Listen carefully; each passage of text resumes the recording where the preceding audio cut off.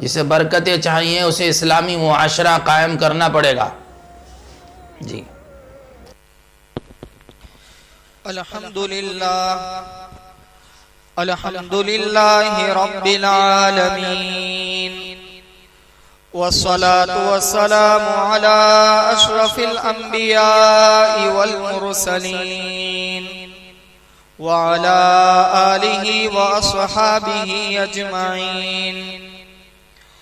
عن ابی ایوب الانصاری رضی اللہ عنہ قال جاء رجل إلى النبي صلى الله عليه وسلم فقال إذني وأوجز فقال إذا قمت في صلاتك فصل صلاة مودع ولا تكلم بكلام تعذر منه غدا وأجمع الأياس مما في أيدي الناس أو كما قال عليه الصلاة والسلام. ایک مرتبہ درود شریف پڑھ لیجیے.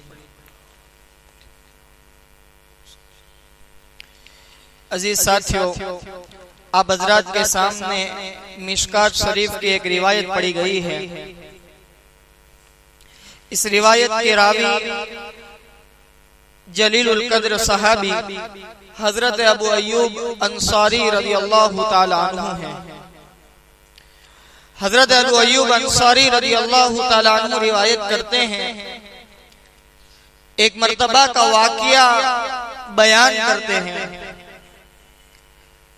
کہ نبی کریم صلی اللہ علیہ وسلم کی خدمت میں ایک شخص حاضر ہوا اور نبی کریم صلی اللہ علیہ وسلم کی خدمت میں یہ کہنے لگا کہ نبی جی آپ مجھے کچھ نصیحت کیجئے، آپ مجھے کچھ کام کی بات بتلا دیجئے، آپ مجھے کوئی ایسی بات بتلا دیجئے کہ جس بات پر میں عمل کروں اور دنیا اور آخرت میں میں کامیاب ہو جاؤں.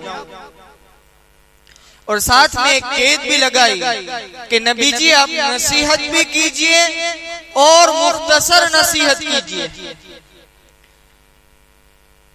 اس موقع پر میرے اور آپ کے آقا تاجدار مکی و مدنی سنہری جالی والے کالی کملی والے حضور اکرم صلی اللہ علیہ وسلم نے اس آدمی کو 3 نصیحتیں فرمائی.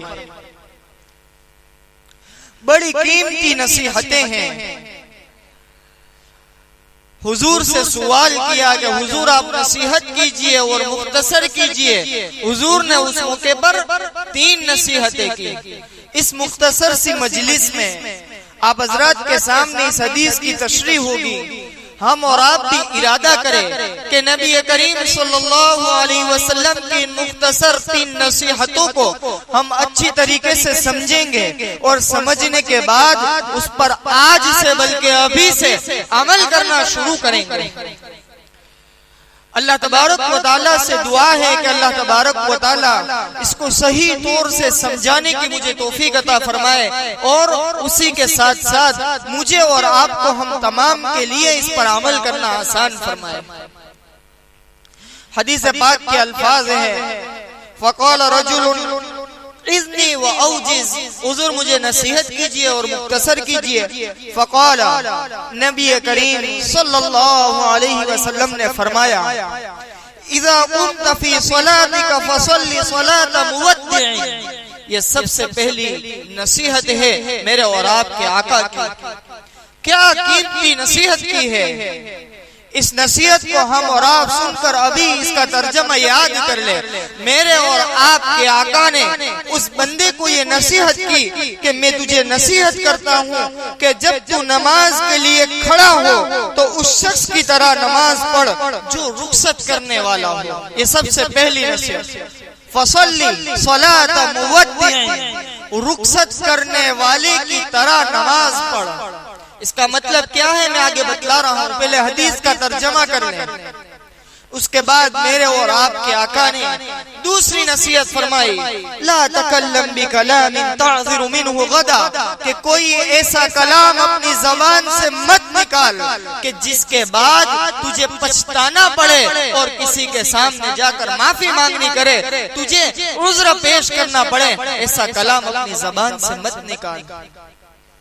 اور حضور نے تیسری نصیحت یہ فرمائی، حدیث پاک کے الفاظ ہے وَأَجْمِعِ الْإِيَاسَ مِمَّا فِي أَيْدِي النَّاسِ، اس کا ترجمہ یہ کیا ہے کہ لوگوں کے پاس جو کچھ بھی چیز ہے ان تمام کے تمام چیزوں سے تو نا امید ہو جا۔ یہ حضور اکرم صلی اللہ علیہ وسلم کی 3 نصیحتیں ہیں۔ اس کی تشریح کرتے ہوئے علماء کرام نے لکھا ہے کہ میرے اور آپ کے آقا نے جو پہلی نصیحت فرمائی، صلی صلاۃ المودع، کہ تو نماز پڑھ جیسے رخصت کرنے والا نماز پڑھتا ہے، رخصت کرنے والے کی طرح نماز پڑھ۔ اس کا کیا مطلب ہے؟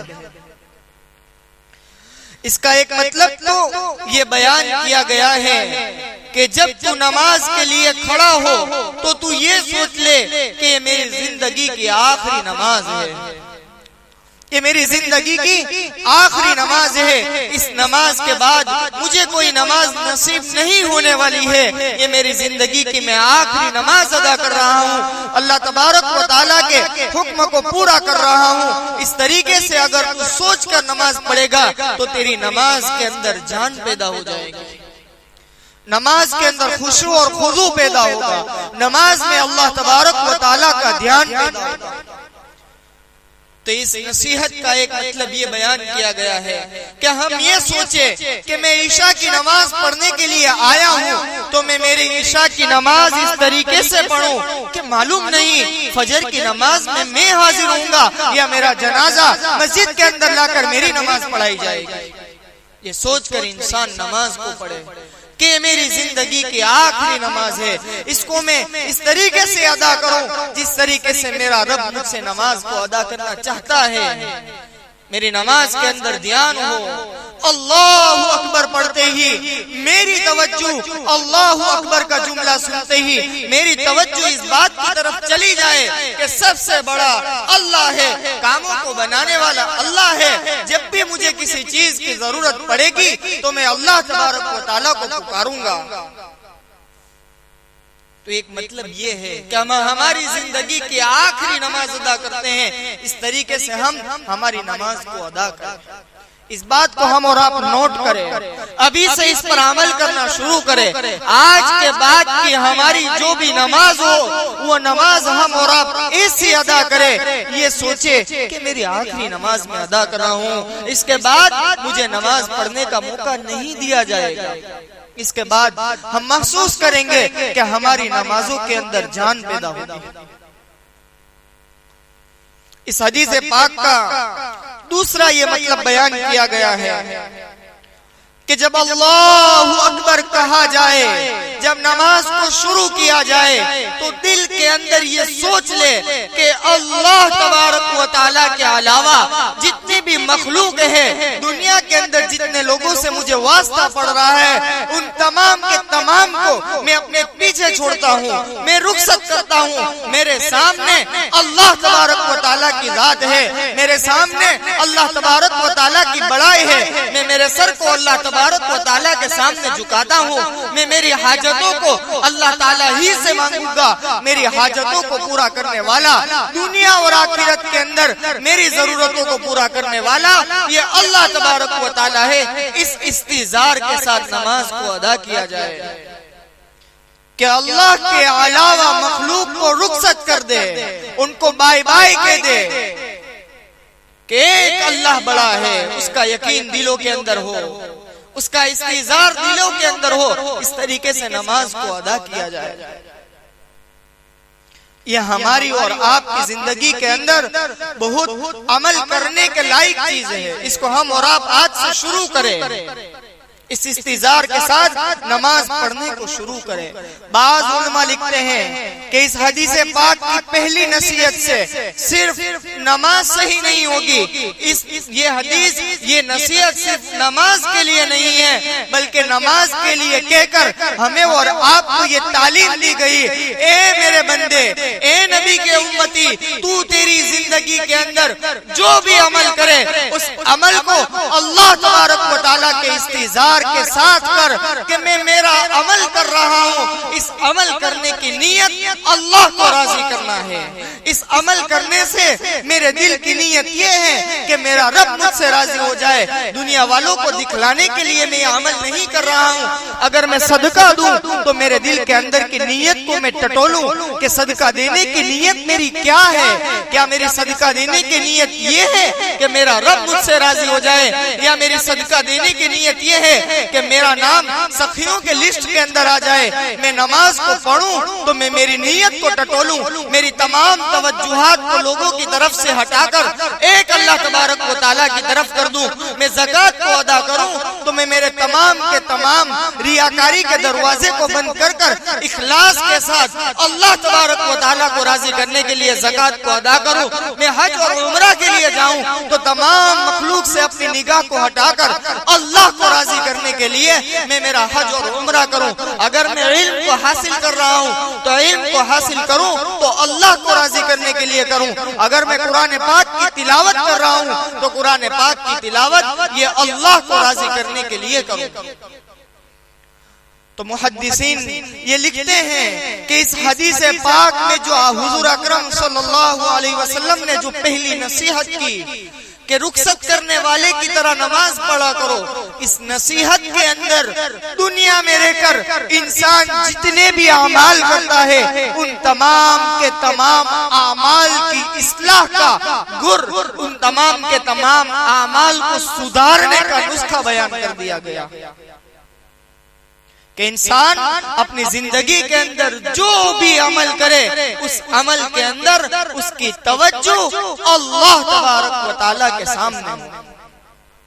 تو ہم اور آپ نیت کریں کہ میرے اور آپ کے آقا نے جو یہ پہلی نصیحت فرمائی ہے، اس نصیحت سے حاصل ہونے والے سبق کو ہم اور آپ ابھی سے ہماری زندگی کے اندر اتاریں کہ دنیا کے اندر رہ کر جو بھی عمل کریں گے اللہ کو راضی کرنے کے لیے کریں گے، اللہ کو دکھانے کے لیے کریں گے. میرا اور آپ کی نیت یہ ہو کہ میرا رب مجھ سے راضی ہو جائے. نماز کے متعلق ایک واقعہ حدیث کی کتابوں کے اندر شروحات کے اندر لکھا گیا ہے، سننے کے قابل ہے. سلیمان بن عبد الملک ایک مرتبہ حضرت ابو حازم کی خدمت کے اندر پہنچے اور چند سوالات کیے. وہ چند سوالات میں آپ کی خدمت میں عرض کر رہا ہوں. سننے کے لائق واقعہ ہے، اس سے ہمیں اور آپ کو بہت سبق ملے گا. سب سے پہلا سوال یہ کیا کہ آج ہم تمام کو موت سے ڈر کیوں لگتا ہے؟ ہم موت سے کیوں ڈرتے ہیں؟ حضرت ابو حازم نے جواب دیا، ابو حازم رحمت اللہ علیہ نے جواب دیا کہ سلیمان، بات یہ ہے کہ آج کل انسان نے دنیا کو آباد کر رکھا ہے اور آخرت کو ویران کر دیا ہے. دنیا کی زندگی کو جنت بنا لیا ہے. دنیا اتنا سوارا ہے کہ وہ آخرت کی زندگی سے غافل ہو گیا ہے. اور انسان کی فطرت یہ ہوتی ہے کہ وہ آبادی کی طرف سے ویرانی کی طرف جانے میں اس کے دل کے اندر وحشت ہوتی ہے، اس کے دل کے اندر خوف ہوتا ہے، اس کے دل کے اندر ڈر ہوتا ہے. اسی وجہ سے آج انسان موت سے گھبرا رہا ہے، اس لیے کہ اس نے آخرت کے لیے عمل کرنا چھوڑ دیا ہے. اس نے دنیا کو ہی سب کچھ سمجھ لیا ہے. جو بندہ آخرت کی زندگی کو حقیقی زندگی سمجھے گا، آخرت کی زندگی کو آباد کرنے کی فکر کرے گا، جنت کو سجانے کی فکر کرے گا، آخرت کی لامحدود زندگی کو کامیاب بنانے کے لیے دنیا کی مختصر سی زندگی کے اندر اللہ کو راضی کرنے والے اعمال کرے گا، وہ انسان موت سے نہیں گھبرائے گا. کیا بہترین جواب دیا. اس سے ہم اور آپ یہ سبق لے سکتے ہیں کہ ہمیں اور آپ کو اس دنیا کی مختصر سی زندگی کے اندر اتنا اس دنیا کی مختصر سی زندگی کے لیے اتنا کام کرنا چاہیے جتنا اس مختصر سی زندگی کے اندر ہم اور آپ رہنے والے ہیں, اور آخرت کی زندگی کے لیے اتنا کام کرنا چاہیے. ہمارے وقت کو آخرت کی زندگی کی بنانے کے لیے اتنا لگانا چاہیے, اتنا کام میں لانا چاہیے جتنا ہم آخرت کی زندگی کے اندر رہنے والے ہیں. اس سوال سے ہمیں اور آپ کو ایک بہت بڑی نصیحت ملتی ہے. دوسرا ایک سوال یہ کیا گیا کہ رب کریم کی بارگاہ میں ہمارا کیا حال ہوگا, یہ ہمیں کیسے معلوم ہو؟ کہا قرآن کے سامنے اپنے آپ کو پیش کرو. قرآن کہتا ہے ان الابرار لفی نعیم وان الفجار لفی جحیم, کہ نیک لوگ نعمتوں میں ہوں گے اور گناہگار لوگ جہنم میں ہوں گے.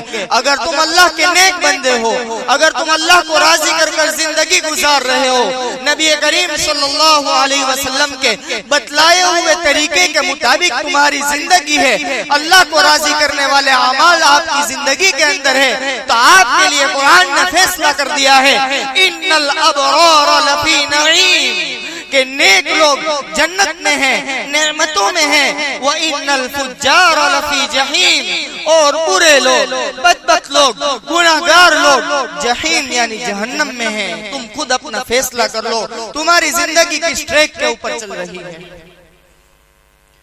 تیسرا ایک اس سے بہت سارے سوال کیے, لیکن ہمارے اور آپ کے کام کے لیے ایک آخر والا سوال سن لیے. کہا کہ حضرت آپ نماز کس طریقے سے ادا کرتے ہو؟ کہا کہ میں نماز کو جب نماز کا وقت آ جاتا ہے تو میں سنت کی رعایت کرتے ہوئے, وضو کی سنتوں پر عمل کرتے ہوئے اچھی طریقے سے وضو کی دعاؤں کے ساتھ وضو کرتا ہوں. وضو کرنے کے ساتھ ساتھ میں مسجد کے اندر نماز کے لیے حاضر ہوتا ہوں. اس کے بعد والی کیفیت کو سننی ہے. حضرت فرماتے ہیں کہ میں نماز کو جب شروع کرتا ہوں تو میں کعبۃ اللہ کو میرے سامنے رکھتا ہوں.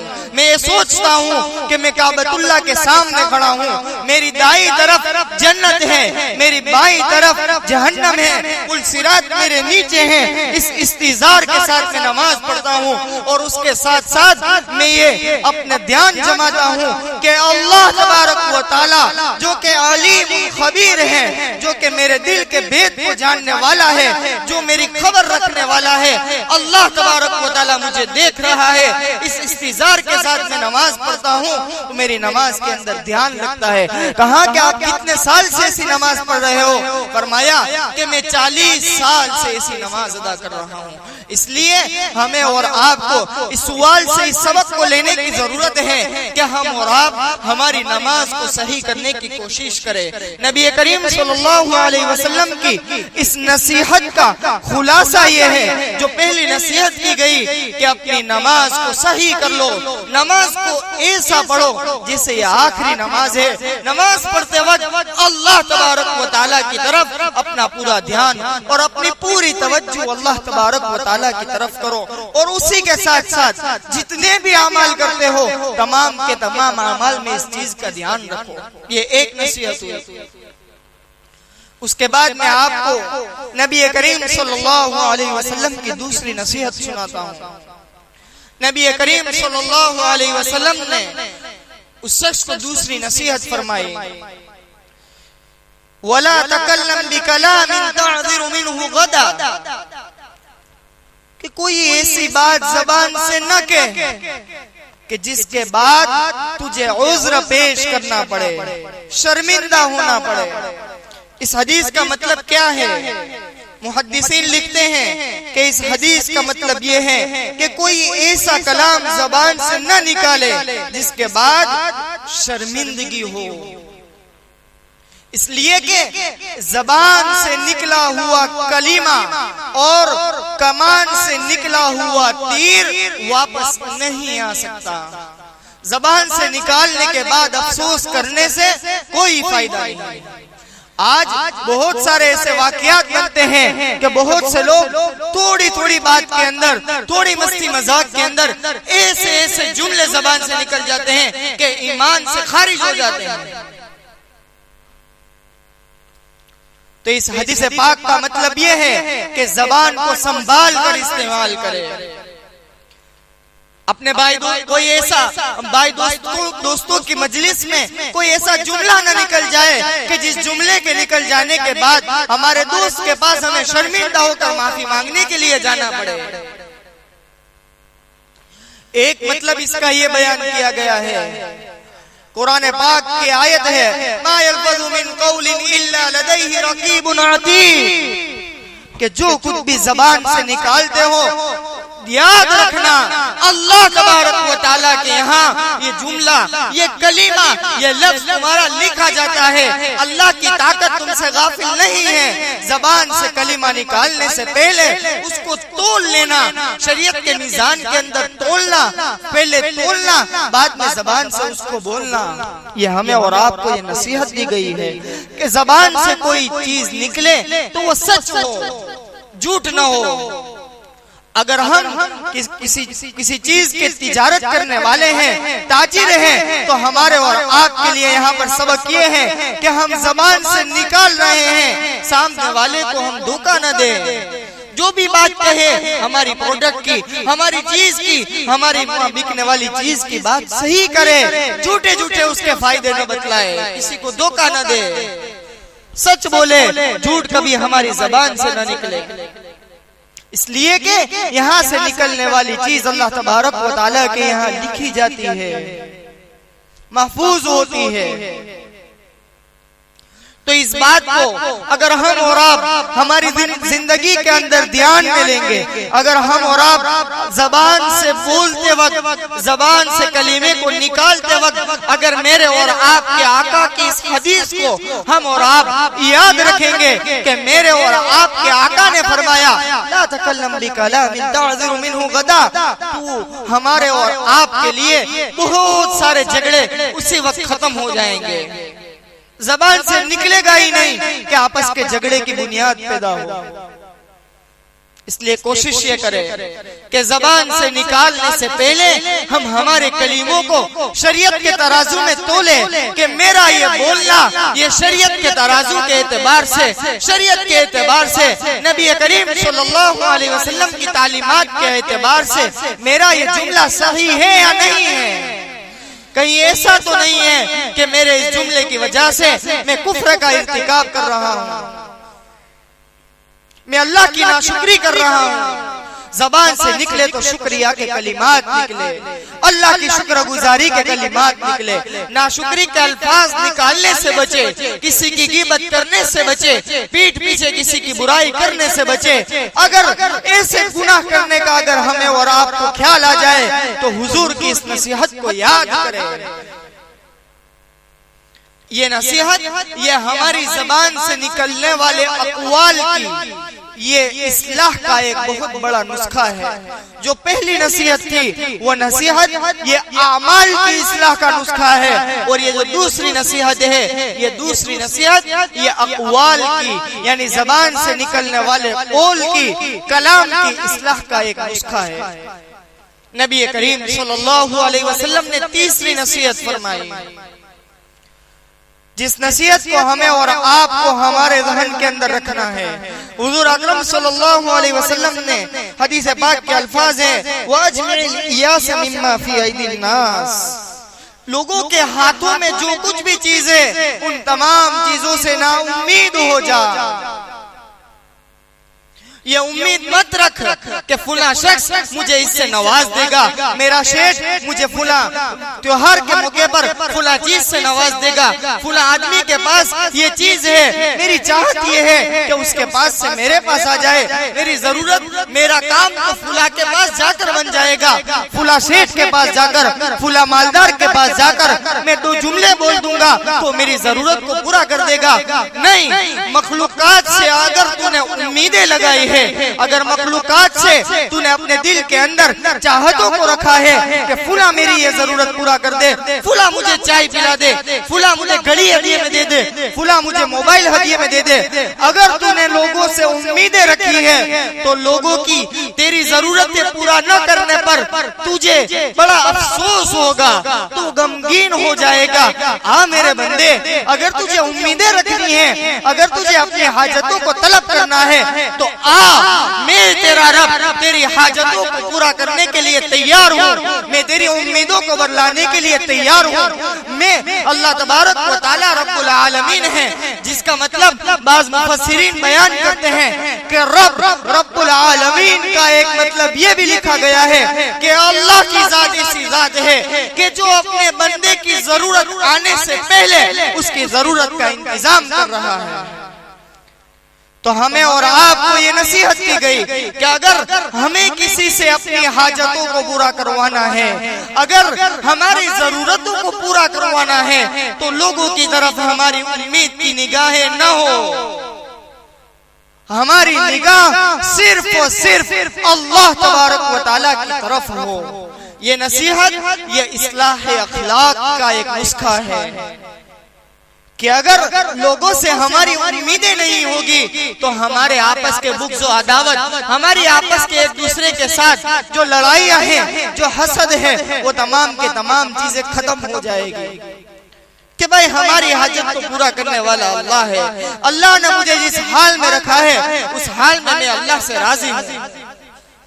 تو ان تین نصیحتوں کو ہم اور آپ یہ کوشش کریں کہ اللہ تبارک و تعالیٰ کے محبوب صلی اللہ علیہ وسلم نے جو یہ ہمیں نصیحت فرمائی ہے, ان تین نصیحت کو ہم ہماری زندگی کے اندر اتاریں.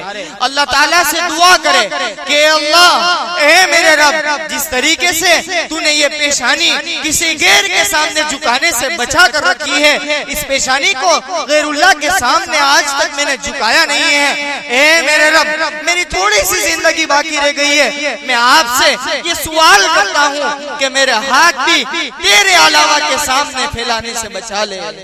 تو میری تمام ضرورتوں کو پورا کر دے, تیرے علاوہ کے سامنے کبھی بھی ایسا موقع مت دینا کہ مجھے ہاتھ پھیلانے پڑے. یہ اللہ تبارک و تعالیٰ سے دعا کرے. اللہ تبارک و تعالیٰ نے جو ہمیں نعمتیں دی ہیں, ان نعمتوں پر قناعت کر کر زندگی گزارے, ان نعمتوں پر شکر گزاری کرے, ناشکری سے بچے. ان تین نصیحتوں کو میں پھر سے آپ کے سامنے بیان کرتا ہوں. پہلی نصیحت یہ کہ ہم نماز اس طریقے سے پڑھیں جسے یہ آخری نماز ہے. اس کے ساتھ ساتھ نماز پڑھتے وقت یہ بھی دھیان رکھے کہ میں اللہ ہی کے لیے نماز پڑھتا ہوں, اور نماز کے ساتھ ساتھ جتنے بھی اعمال کر رہے ہیں تمام میں یہ استحضار ہو. دوسری نصیحت یہ کہ زبان سے بولنے سے پہلے اس کو تولا جائے, کئی غلط الفاظ زبان سے نہ نکلے. اور تیسری نصیحت یہ کہ لوگوں کے پاس جو کچھ بھی چیزیں ہیں اس سے نا امید ہو کر اللہ تعالیٰ سے اپنی ضرورتوں کو مانگے. اللہ تبارک و تعالیٰ نبی کریم صلی اللہ علیہ وسلم کی ان پاکیزہ نصیحتوں کو ہماری زندگی کے اندر لانا ہم تمام کے لیے آسان فرمائے. ان نصیحتوں کو یاد کر کر ہم اور آپ یہ کوشش کریں کہ ابھی سے ہم ہماری زندگی کے اندر ان چیزوں کو لائیں گے, اس پر عمل کریں گے. اللہ تبارک و تعالی میرے لیے بھی ہم تمام کے لیے ان چیزوں پر عمل کرنا آسان فرمائے. آمین. وآخر دعوانا الحمدللہ.